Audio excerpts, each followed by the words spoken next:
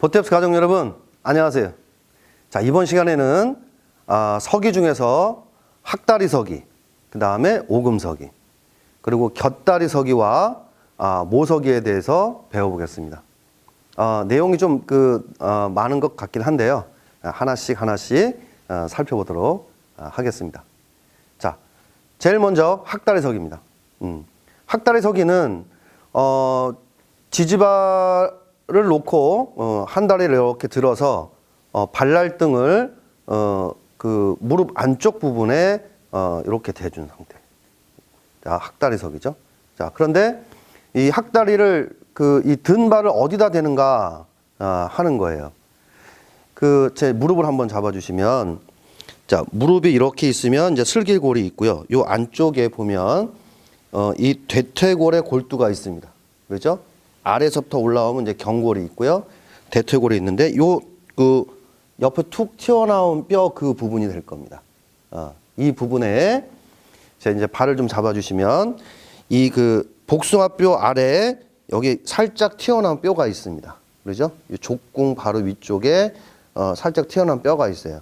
그래서 이 발날등 부분과 무릎 안쪽 이렇게 표현을 하는데요. 그 부분이 자, 이렇게 가볍게 된 정도. 완전히 붙이는 것도 아니고요. 떨어지는 것도 아니죠. 간혹 이렇게 무릎이 이렇게 올리는 경우들을 또 볼 수 있는데요. 이것은 좋은 서기라고 볼 수 없습니다. 그 다음 학다리를 섰을 때 이렇게 무릎이 열리는 경우가 있거든요. 그렇게 하면 안 되고 두 무릎을 이렇게 약간 안으로 이렇게 조이듯이 선다. 그리고 허리는 반듯하게 세우고. 가장 중요하죠. 어떠한 자세든지 허리가 이렇게 앞으로 굽혀지거나 좌우로 기우는 것은 좋지 않습니다. 그래서 제가 옆에서 보여드린다면 자, 이런 형태가 되겠죠. 그래서 이 허벅지와 무릎은 약간 지금 흐르죠. 제가 이제 반대품으로 보여드리면, 자, 완전히 수평이 아니죠. 완전히 수평이 되면 발이 무릎 위에까지 올라가게 됩니다. 그러니까 발날등을 무릎 옆에 자연스럽게 붙이게 되면 이 허벅지의 각은 약간 아래로 흐르는 듯한 이런 형태가 됩니다. 그래서 균형을 유지하기 좀 어려운 자세죠. 그래서 학다리 서기를 할 때 이렇게 자꾸 이제 흔들리고 그러는데, 그래서 몸의 근력을 키워주고 균형 감각을 키워주는 거예요. 그 다음에 집중력은 당연히 키워지게 되겠죠. 지면에서 이렇게 약 30cm 정도 이렇게 들은 상태를 이렇게 공중에 떠 있는 건 아니지만 그래도 이 기저면이 한 발로 서 있기 때문에 기저면이 가장 좁아지는 거거든요. 그래서 이제 균형 잡기가 어려운 거죠. 근데 이러한 자세를 하면서 근력, 그 다음에 집중력, 그 다음에 균형 감각, 이런 것들을 이제 키워준다라고 할 수가 있습니다. 그 다음에 이 오금서기가 있어요. 뒤에서 보여드리면, 자, 학다리 서기처럼 자, 이렇게 서는데, 발등이죠? 발등을 이 오금 사이로 이렇게 넣어서 서주는 겁니다. 자, 이 서기를 오금서기라고 하죠. 이력 품새에도 나오기는 하는데요. 앞으로 이렇게 뛰어 들어갈 때 뒷다리가 이렇게 붙어서 중심을 잡아주는 거예요. 뒷고화서기처럼 어떤 브레이크 역할을 해주는 서기가 됐죠. 그래서 오금서기다.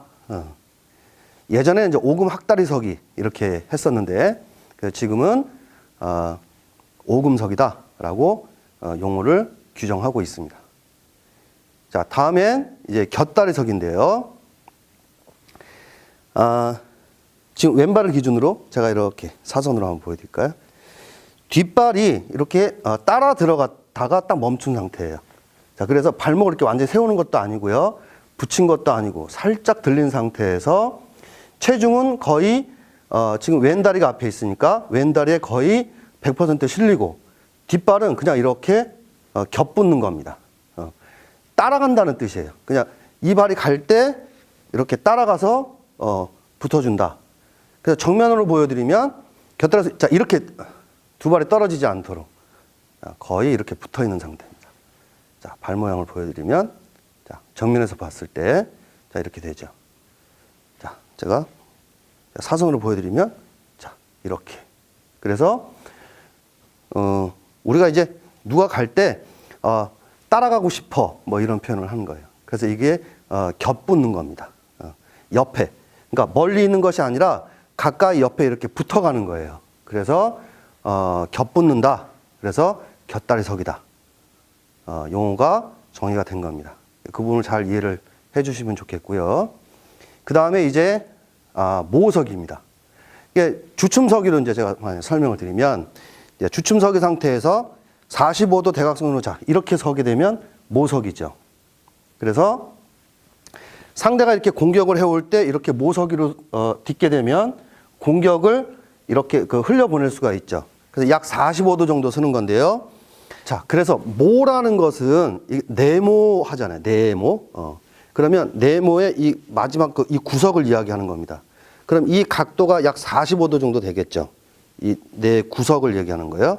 그래서 정면에서 보게 되면 한 이 정도 이렇게 틀면 제가 한 45도 정도 이렇게 섰죠. 그래서 모로 섰다 이러는 겁니다. 그래서 오른발을 이렇게 내딛게 하면서 모서기를 설 수도 있고 왼발을 이렇게 내딛게 하면서 모서기 설 수도 있어요. 또는 이렇게 뒤로, 그렇죠? 이렇게 모서기를 설 수가 있습니다. 그래서 이 모서기를 하는 것은 상대의 공격을 이렇게 흘려보내는 역할이 돼요. 상대가 자 이렇게 공격을 해온다 할 때 이렇게 옮겨 딛게 되면 공격을 흘려보내죠. 또는 상대가 이렇게 공격을 해올 때 이렇게 못 딛기를 서면서 공격을 할 수 있어요. 맞고 뭐 이렇게 반격할 수도 있죠. 그래서 이 못 딛기는 특히 이제 우리 실제 공방 상황에서 그 거리 조절을 하고 그 상대와 이게 공격과 방어를 이렇게 주고받고 하는 그 과정에서 자연스럽게 나오게 되는 그런 딛기입니다.